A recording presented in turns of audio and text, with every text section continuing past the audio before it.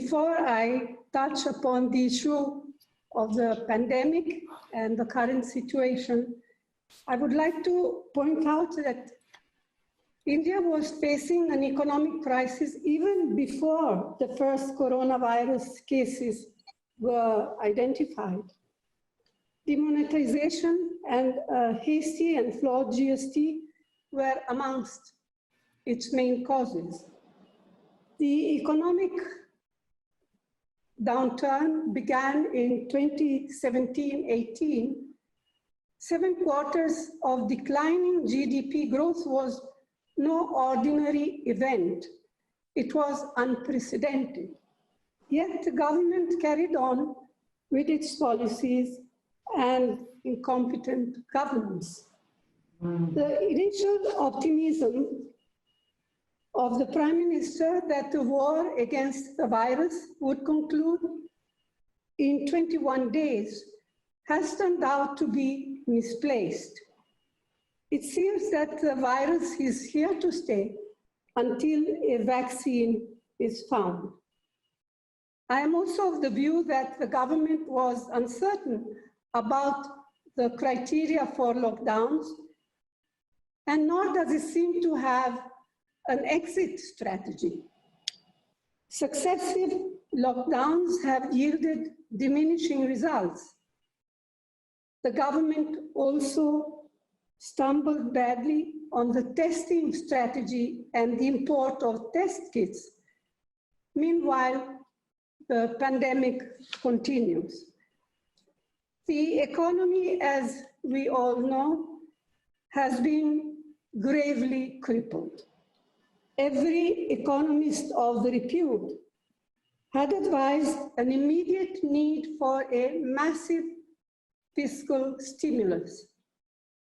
The Prime Minister announcement on May 12 of a grand 20 lakh crore package and the Finance Minister spelling out its details over the next 5 days have turned out to be almost a cruel joke on the country.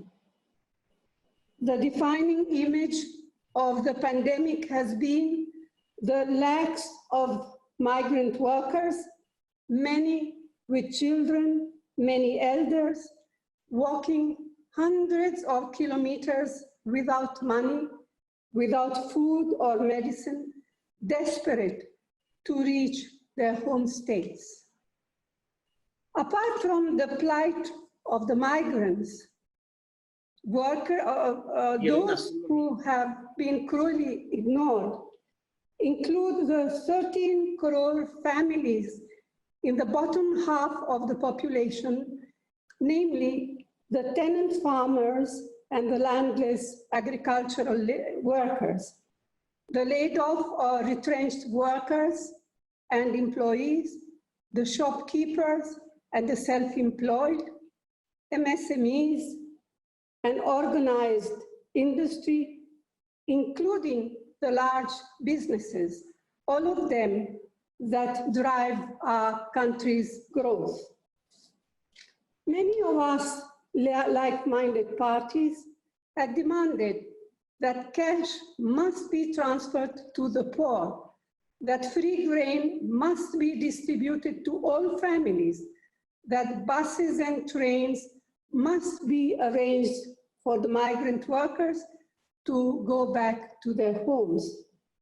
We also emphasized that wage assistance and wage protection funds must be set up to protect the employees and the employers. Our pleas, sadly, seem to have fallen on deaf ears.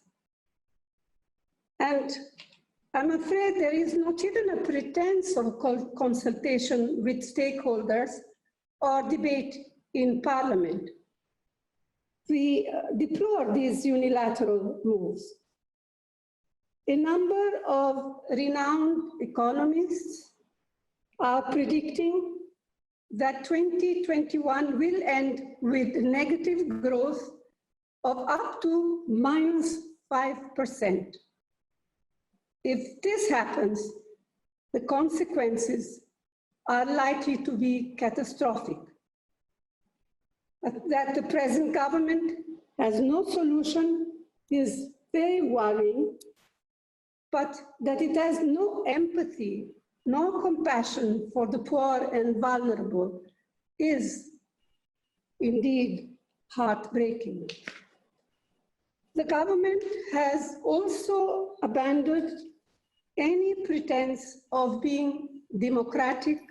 All power is now concentrated in the office of the PMO.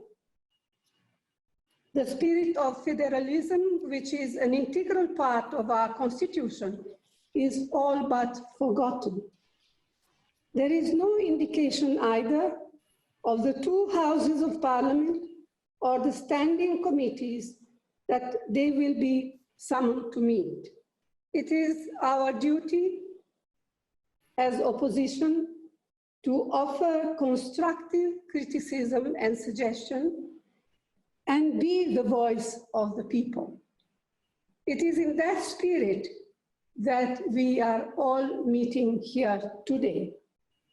And I would end by requesting each one of you to put forward your considered views. Thank you.